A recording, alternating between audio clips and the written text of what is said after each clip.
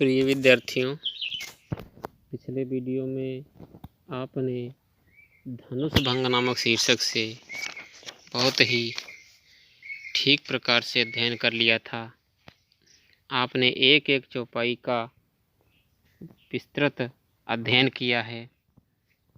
उम्मीद है कि आप लोगों ने धनुष भंग नामक शीर्षक को तैयार कर लिया होगा। वीडियो को एक बार नहीं कई बार देखें ताकि पूरी तैयारी ठीक प्रकार से हो सके। तुलसीदास द्वारा रचित धनुष भंग के अलावा एक दूसरा भी शीर्षक है जो आपके कक्षा 10 में है, और वह जो शीर्षक है उसको वन पथ पर नामक के नाम से जाना जाता है। वन पथ पर नाम शीर्षक दिया है जो तुलसीदास ने लिखा है। तो सबसे पहले इसमें कई पद दिए गए हैं, और पद 1, 2, 3, 4 और अभी आपको देखिए आपके सामने यहाँ पर 5 पद दिए गए हैं। तो हम शुरुआत करते हैं वन पथ पर नामक शीर्षक जिसको तुलसीदास ने लिखा है। देखिए, प्रस्तुत पद्यांश में गोस्वामी तुलसीदास ने श्री राम के लक्ष्मण एवं सीता के साथ वन जाते समय के रूप सौंदर्य का वर्णन किया है। सबसे पहले हम संदर्भ समझते हैं। यह संदर्भ ही है, लेकिन संदर्भ में कुछ खास चीज़ें लिखी जाती हैं जो आप जानते हैं। सब लोग समझदार हैं, लेकिन फिर भी एक बार अध्यापक का बताना फर्ज होता है। हाँ, इस नाते मैं आपको बताना चाहता हूँ। देखिए, प्रस्तुत पद्यखंड, पद्यांश कुछ भी आप लिख सकते हैं। पद्यांश क्यों कहा जाता है? क्योंकि वह पद्य का अंश है। जो भी तुलसीदास ने लिखा उसका एक अंश है। अंश का अर्थ होता है कुछ भाग, इसलिए ये पद्यांश कह दिया जाता है। तो प्रस्तुत पद्यांश हमारी पाठ्यपुस्तक के काव्य खंड के, ये काव्य ही खंड है, इसलिए लिखेंगे कि पाठ्यपुस्तक के काव्य खंड के वन पथ नामक शीर्षक से लिया गया है ना। लिया ही है, इसीलिए तो कहा जाएगा लिया गया है। यह गोस्वामी तुलसीदास द्वारा रचित कवितावली के अयोध्या कांड से लिया गया है। उन्होंने कवितावली में विभिन्न कांडों का वर्णन किया है। जैसे रामचरितमानस में 7 कांडों में 8 कांडों में वर्णन किया। एक अष्टम कांड भी है जो अपने यहाँ नहीं चलता, इसे लवकुश कांड कहा जाता है, उसको भी तुलसीदास जी ने लिखा था। खैर, हम उसकी बात नहीं करेंगे, बात करते हैं कवितावली की, है ना।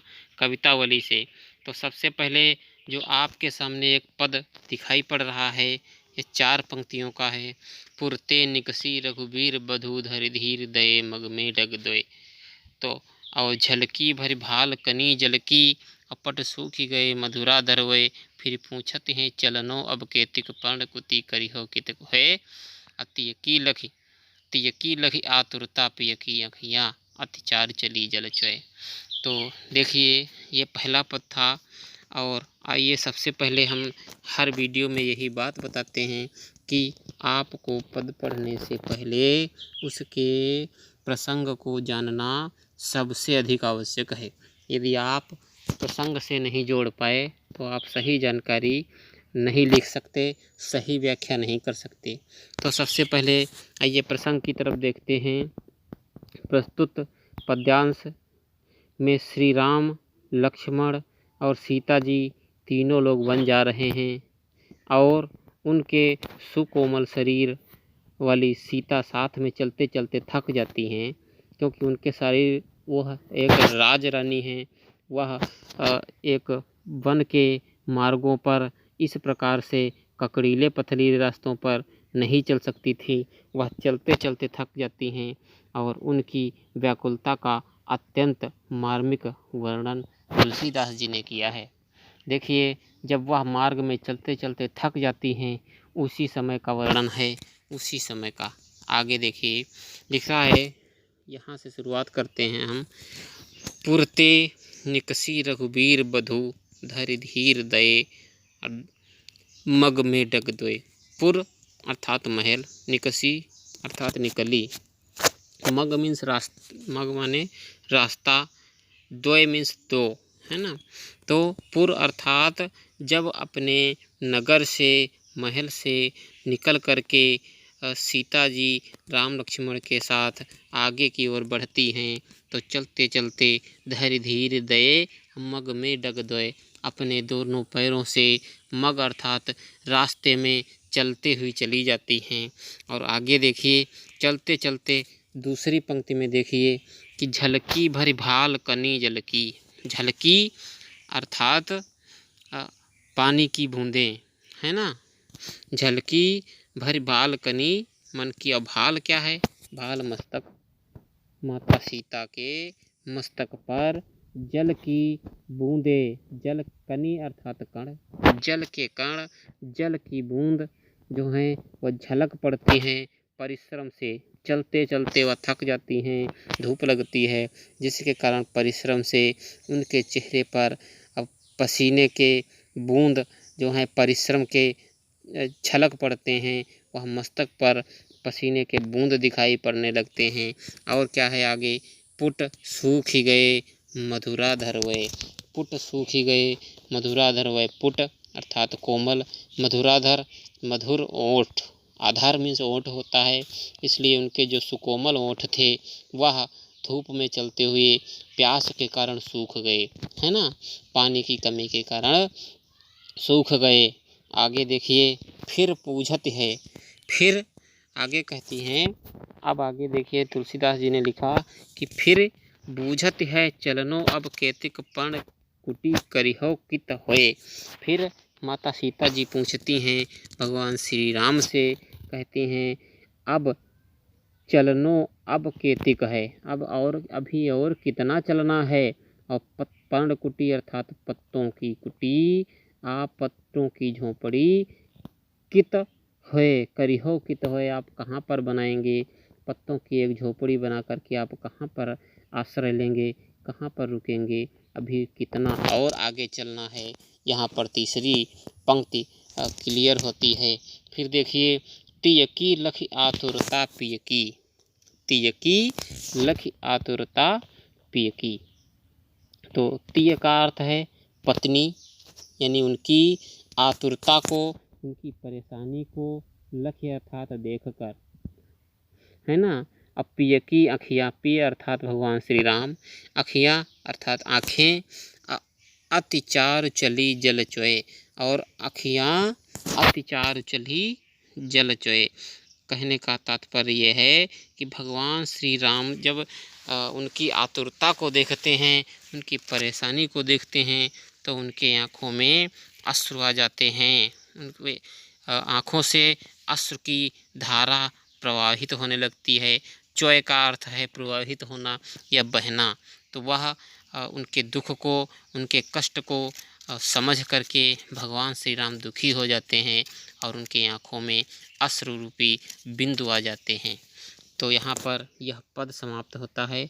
एक बार फिर से देखिए, पुरते निकसी रघुबीर बधु धरि धीर दये मग में डग दोय। जब सीता राम लक्ष्मण के साथ रास्ते पर मार्ग पर चलती हुई हैं, पुर से निकलती हैं, महलों से निकल करके मार्ग पर चलती हुई आगे को बढ़ती हैं, तो झलकी भरी भाल कनी जलकी, और मस्तक पर परिश्रम से जब चलती हुई आगे को जाती हैं तो मस्तक पर पसीने के बूंद जैसे झलक पड़ते हैं और उनके होंठ प्यास के कारण सूख जाते हैं। फिर पूछत है चलनो अब केतिक पण कुति करी हो कि तोए। कहते हैं फिर आगे भगवान श्री राम से पूछती हैं कि हे प्रभु, अभी और कितना आगे चलना है? पर्ण कुटी, पत्तों की कुटी कहाँ पर आप बनाएंगे?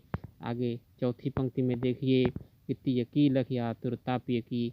भगवान श्री राम अपने पत्नी माता सीता की आतुरता को देखते हैं तो उनके दुख को देख करके द्रवित हो जाते हैं और उनकी आंखों में अश्रु आ जाते हैं। यहाँ पर पहला पद पूर्ण होता है। आप लोगों को ठीक प्रकार से समझ में आया होगा। आगे देखिए अगला दूसरा पद देखते हैं। जल को गए लखन है लरिका, अब परिखो पिय छाह घरी कहे ठाढ़े। पोंछ पस्यो बयारी करूँ, और पाए पखारी हों भूभुर ढारे। तुलसी रघुबीर प्रिया सम जान के, बैठ बिलम्ब लो कंटक काढ़े। जानी नाह को नेह लख्यो, अपलको तन बारी बिलोचन बाढ़े। आइए इसको भी ध्यानपूर्वक पढ़ते हैं। चलिए देखते हैं, कुछ कठिन शब्दार्थ हैं उनको भी एक नज़र देखते चलिए।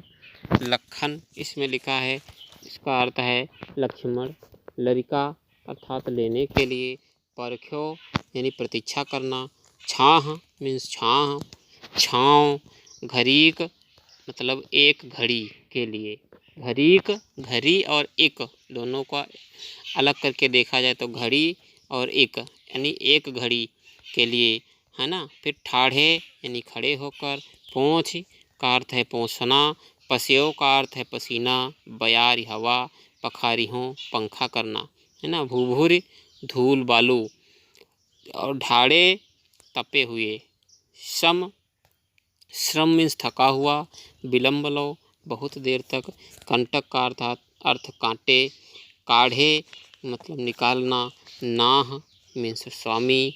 लख्यो देख कर। तनु शरीर और विलोचन नेत्र। ये शब्दार्थ जो आपके इस पद से संबंधित थे। आइए अब पढ़ना शुरू करते हैं यहाँ से कि जल को गए लखन है लरिका। जल को गए लखन है लरिका। अब परिख्यो पिय छाए घरीक है ठाढ़े।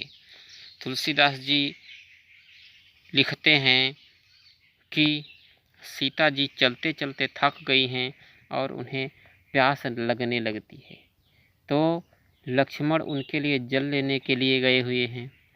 और माता सीता जी राम से कहती हैं कि जब तक लक्ष्मण जी नहीं आते हैं तब तक हम एक घड़ी भर के लिए छाँव में खड़े होकर उनकी प्रतीक्षा कर लेते हैं, है ना। परख्यो यहाँ पर देखिए, परख्यो प्रिय छाह घड़ी हुई ठाढ़े। एक घड़ी छाया में खड़े होकर के हम प्रतीक्षा कर लेते हैं लक्ष्मण जी की।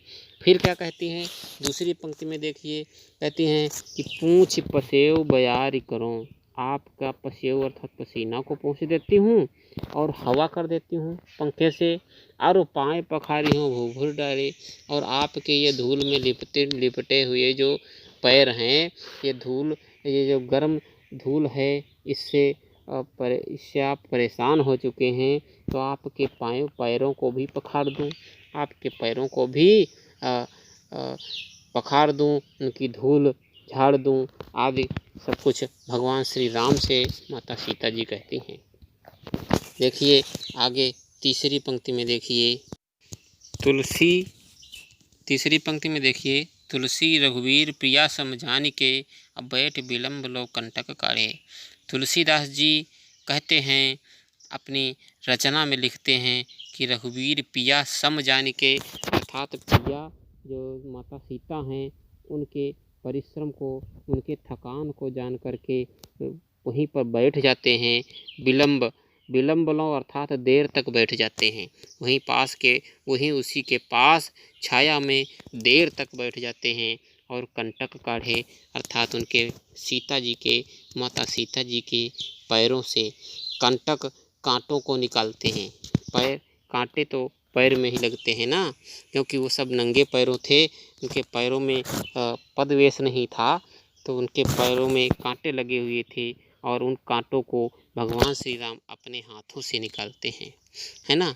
फिर देखिए अंतिम पंक्ति में, अब जानकी नाह को नेह लख्यो अपुल को तनिवार विरोचन बाढ़े।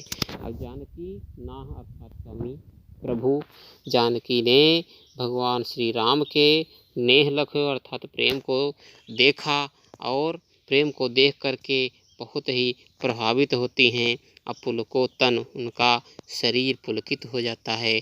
और बारी अर्थात पानी, विलोचन अर्थात नेत्र, बाढ़े, है ना। बार अर्थात पानी, विलोचन अर्थात नैनों में, बाढ़े अर्थात बढ़ गया, है ना।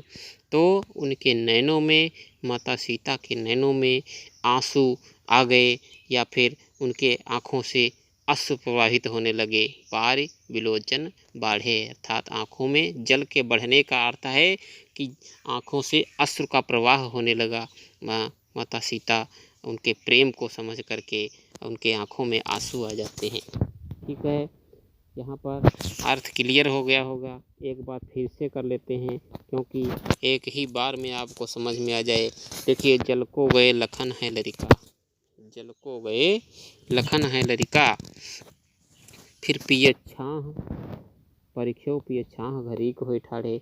लक्ष्मण जी जल लेने के लिए गए हैं, तो थोड़ी देर हम यहीं पर कुछ देर उनकी प्रतीक्षा कर लेते हैं। एक घड़ी के लिए यहीं पर विश्राम कर लेते हैं, रुक जाते हैं। ऐसी बात माता सीता भगवान श्री राम से कहती हैं। आगे कहती हैं, पूंछ पसेव बयार करो, मैं आपका पसीना आपके मस्तक से पोंछ देती हूँ और थोड़ी हवा कर दूँ, आपके धूल से लिपटे हुए जो पैर हैं उनको झाड़ दूँ, सही कर दूँ, थोड़ा आराम मिल जाएगी।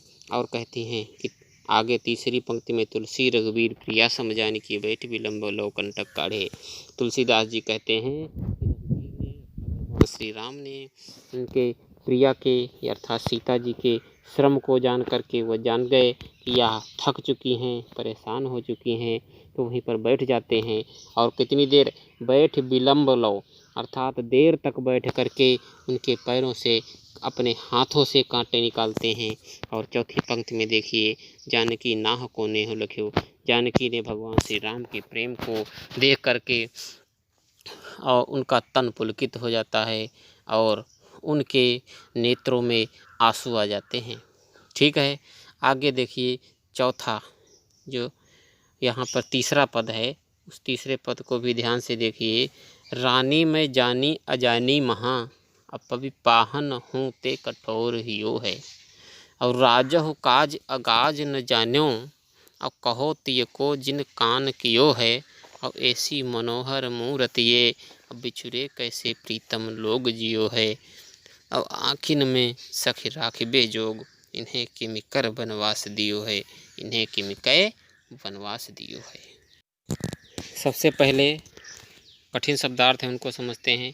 रानी यहाँ पर कैकेयी के लिए किया गया है। सबसे नीचे वाले पद में ध्यान से देखते रहिएगा। रानी कैकेयी के लिए संकेत किया गया है। अजानी का अर्थ अज्ञानी, पवि का अर्थ है वज्र, पाहन का अर्थ है पत्थर, पाहन का अर्थ है पत्थर, काज अकाज का अर्थ है उचित अनुचित, काज अकाज उचित अनुचित। और जान्यो जानती, तिय अर्थात पत्नी, कान कियो है कहा मान लिया है, जोग योग, किमि का अर्थ है क्यों। चलिए अब आगे देखते हैं, इसका भावार्थ ठीक से समझते हैं। सबसे पहले हम क्या समझेंगे, प्रसंग, क्योंकि प्रसंग के बिना भावार्थ क्लियर नहीं होता।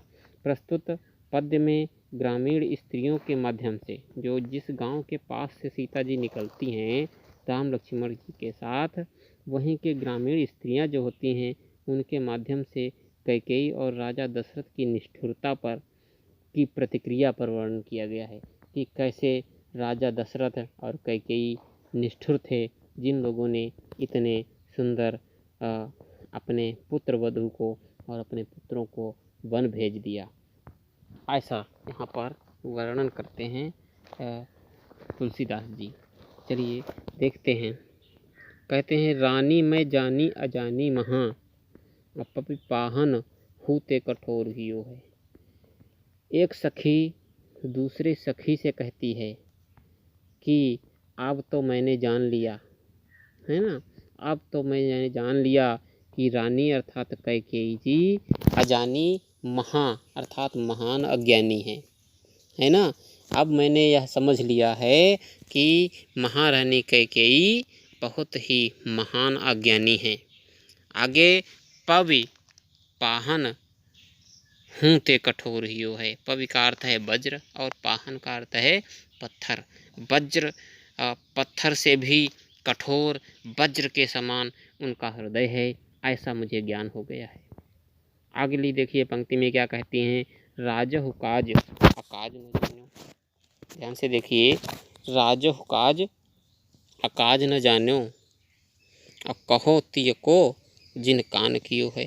काज अकाज अर्थात उचित अनुचित, और राजा यानी दशरथ जी भी उचित अनुचित का ज्ञान नहीं किया, राजा दशरथ ने भी उचित अनुचित का ज्ञान नहीं किया। अब कहो तिय को जिन कान कियो है। उनको इसलिए कहती हूँ क्योंकि उन्होंने कैकेयी की गलत बातों को मान लिया। कान कियो अपने कान में सुन लिया और मान लिया, इस अनुसरण कर लिया उनकी बात का। आगे कहती हैं तीसरी पंक्ति में देखिए कि ऐसी मनोहर मूरत ये बिछुरे कैसे प्रीतम लोग जियो है। कहती हैं सखियाँ, कहती हैं, ध्यान से देखिए, आगे कहती हैं कि ये इतने मनोहर और सुंदर हैं कि इनसे बिछड़ कर इनके प्रियजन कैसे जीवित रहेंगे, है ना। देखिए ऐसी मनोहर मूरत ये बिछुरे कैसे प्रीतम लोग जियो है। इनके जो प्रियजन हैं इनसे बिछड़ करके कैसे जीवित रहे होंगे, यह भी बात कहती हैं। और अगली अंतिम पंक्ति में देखिए, आखिन में सखी राखिबे जोग इन्हें के मिकै बनवास दियो है। अरे अरे, इन तीनों को तो आँखों में भी बिठा लिया जाए फिर भी कष्ट का अनुभव न हो। आप लोग घरों में सुनते होंगे ना, आँख में भी खड़कने वाला नहीं है। वही बात तुलसीदास जी लिखते हैं कि आँखिन में सखी राखने जो, सखी का अर्थात है सखी, इनको तो आँखों में बिठा लेने लायक हैं ये, इनको क्यों वनवास दे दिया गया, इनको कैकेयी ने क्यों वनवास दे दिया। यहाँ पर यह पद का भी भावार्थ समाप्त होता है। देखिए एक बार फिर से देख लेते हैं।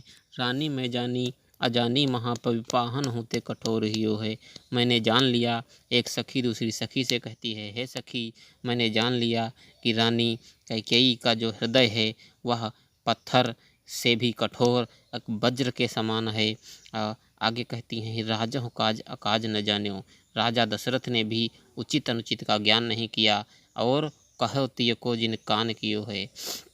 उन्होंने कैकेयी की बातों को श्रवण कर लिया, सुन लिया और उस पर अमल कर लिया, इसलिए राजा को भी उचित अनुचित का कतई ज्ञान नहीं है। और तीसरी पंक्ति में कहती हैं, ऐसी मनोहर मूर्त ये बिछड़े कैसे प्रीतम लोग जियो है। और इतनी सुंदर मनोहर मूर्तियां हैं ये, इनसे बिछड़ कर इनके अन्य प्रियजन कैसे जीवित रहे होंगे, इस पर भी सखियां विचार करती हैं। और आगे कहती हैं कि आँखिन में सखी राखी बेजोग, इनको तो आँखों में बसा लेने वाला है, इनको तो आँखों में बिठाने पर भी ये कष्ट नहीं देंगे। सखी इन्हें कि मिकै वनवास दियो है।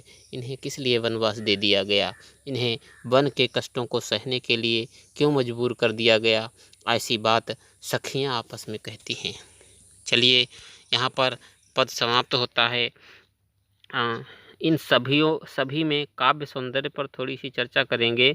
इन सभी में भाषा ब्रज ही रहेगी, है ना। और जो रस है वह श्रृंगार रस रहेगा और करुण रस रहेगा, है ना। श्रृंगार रस, और क्योंकि पति पत्नी प्रिया और प्रिय की बात आती है यहाँ पर, इसलिए श्रृंगार रस रहेगा।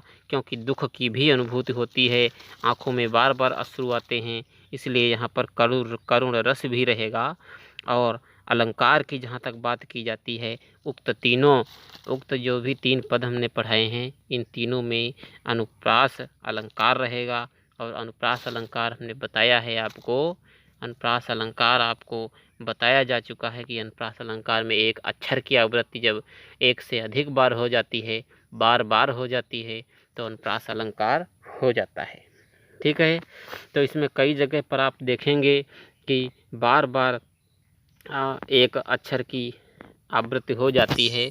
उदाहरण के लिए आपको बता दें, जैसे यहाँ पर लिखा है मनोहर मूरत, तो यहाँ पर एक माँ और दूसरा माँ, 2 माँ एक साथ आए, दोनों शब्दों में पहला अक्षर माँ है, इसलिए यहाँ पर अनुप्रास अलंकार होता है। ऐसे ही आप खुद समझ करके जान सकते हैं। तो 3 यहाँ पर हो जाते हैं। आइए उसके आगे बढ़ते हैं। शीश जटा और बाहु विशाल, शीश जटा और बाहु विशाल, अब बिलोचन लाल तिरछी सी भौं हैं। अतून सरासन बांध धरे, तुलसी बनमार्ग में सुठिसो हैं। अब सादर 12 बार सुभाए, चिते तुम त्यों हमरो मन मोहे। अपूछत ग्राम बधू सियसो, कहो रावरे से सखी रावरे को हैं। कहो सांवरे से सखी रावरे को हैं। यह बात देखिए, इस पर भी ठीक से समझने की कोशिश करते हैं। सबसे पहले कठिन शब्दार्थ से देखते हैं। शीश का अर्थ है सिर, सर। उर यानी वक्षस्थल, हृदय। बाहु अर्थात भुजाएं। विशाल अर्थात बड़ी बड़ी, है ना।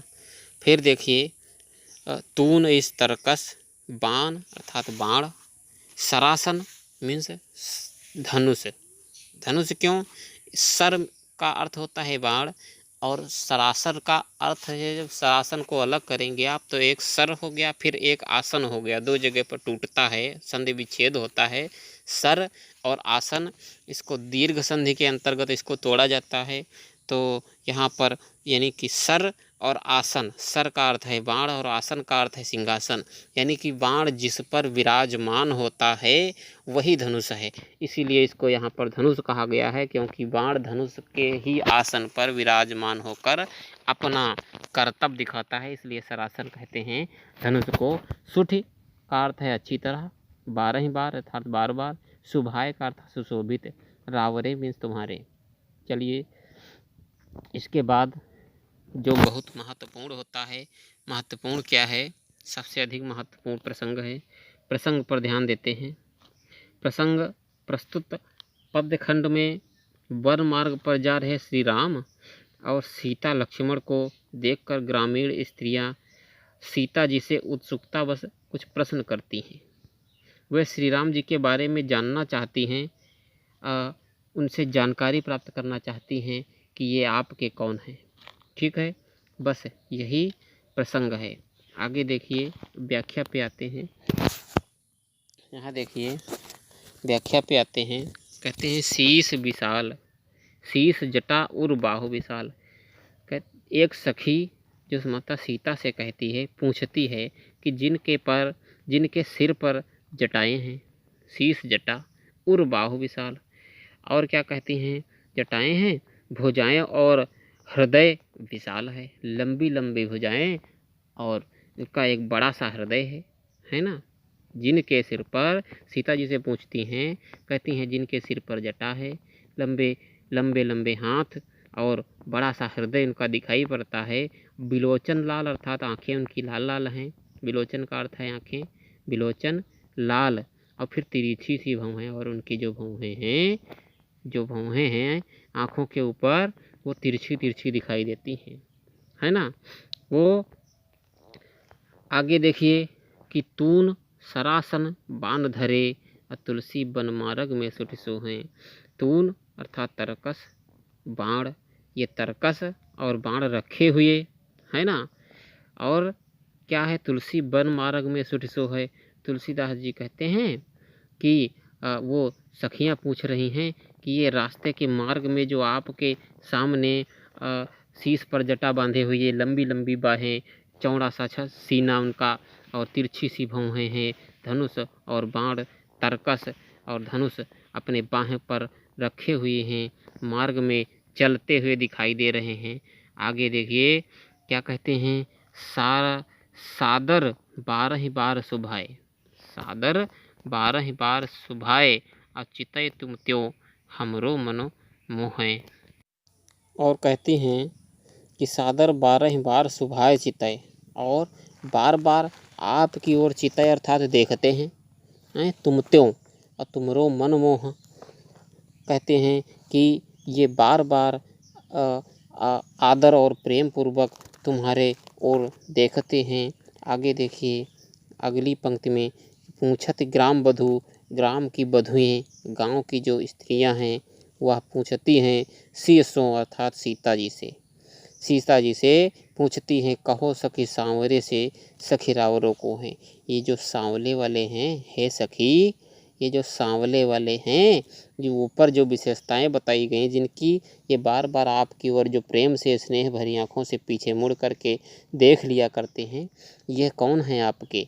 ऐसा उनसे सीता जी से वहाँ की गांव की बधुएं अर्थात ग्राम की, जो पड़ोस का गांव था, उस गांव की स्त्रियों ने सीता जी से प्रश्न किया, है ना।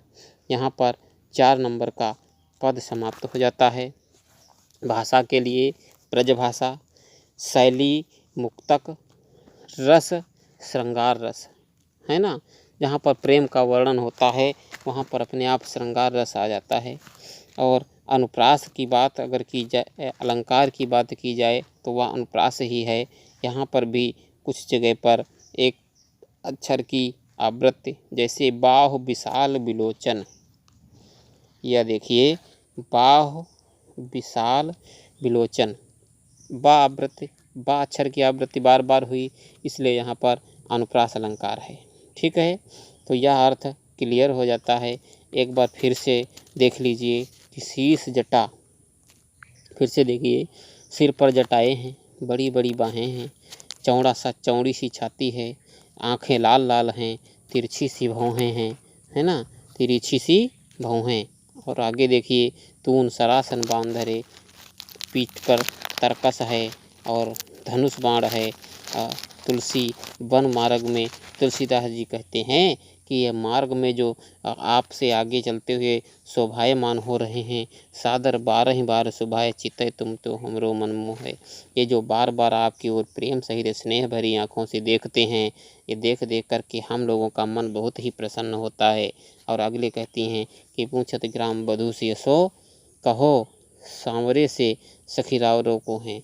और कहती हैं गांव की बधुएं सीता जी से पूछती हैं, गांव की स्त्रियां कि ये जो सांवले से हैं ये बार बार देखा करते हैं पीछे मुड़ करके, ये ऊपर जो भी विशेषताएं बताई हैं ऐसा संकेत करते हुए गांव की बधुएं पूछती हैं कि ये सांवले से जो हैं ये आपके कौन लगते हैं, परिचय प्राप्त करना चाहती हैं।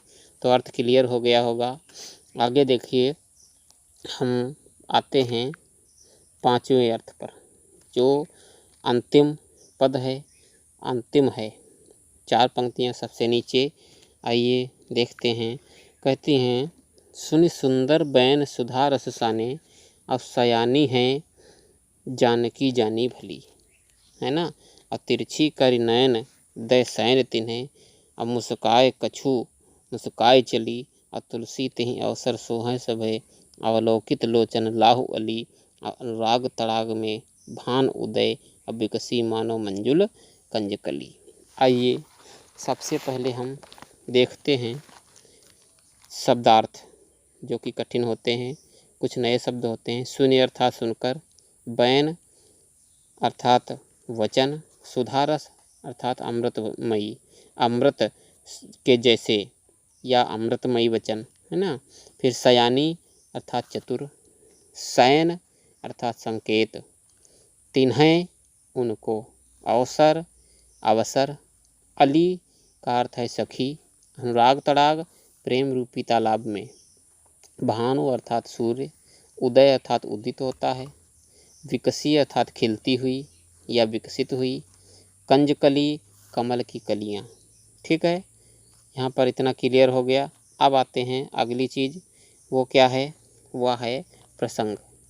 हमको प्रसंग जानने की बहुत ही आवश्यकता है। चलिए प्रसंग देखते हैं।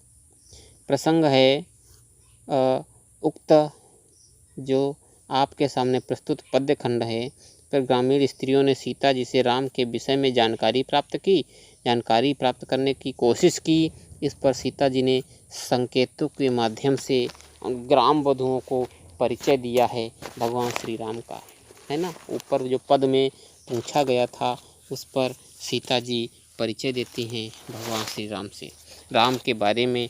किसको? उन ग्राम की वधुओं को। ठीक है, आगे देखिए। अब शुरुआत करते हैं अर्थ समझने की। सुर सुंदर बैन सुधा रस साने। तुलसीदास जी कहते हैं कि जब ग्रामीण स्त्रियों ने सीता जी से श्री राम के बारे में पूछा कि सांवले सुंदर रूप वाले जो हैं वो तुम्हारे क्या लगते हैं, है ना, ऊपर आप पढ़ चुके हैं। तो उनके यह अमृतमयी मधुर वाणी को सुन करके सीता जी समझ गईं कि इस स्त्रियां जो हैं, है ना, सयानी हैं, बहुत ही सयानी हैं। सुधा रस साने, सयानी है जानकी जानी भली। जानकी ने भली प्रकार जान लिया कि यह बहुत ही चतुर स्त्रियां हैं और ये परिचय प्राप्त करना चाहती हैं। फिर देखिए अगली पंक्ति में कहती हैं तिरछे कर नयन दय शयन तिन्हें, तिरछे कर नयन दे शयन, शयन अर्थात संकेत के माध्यम से। तो सीता जी संकेत के माध्यम से अपने आँखों को, अपने नयनों को तिरछे नयनों से के माध्यम से इशारा करते हुए एक संकेत के माध्यम से बताती हैं। शयन तिन्हें और समझाए कछु मुस्काए चली, कुछ मुस्कुराते हुए तिरछे नयनों के माध्यम से उन सखियों की ओर इशारा कर दिया।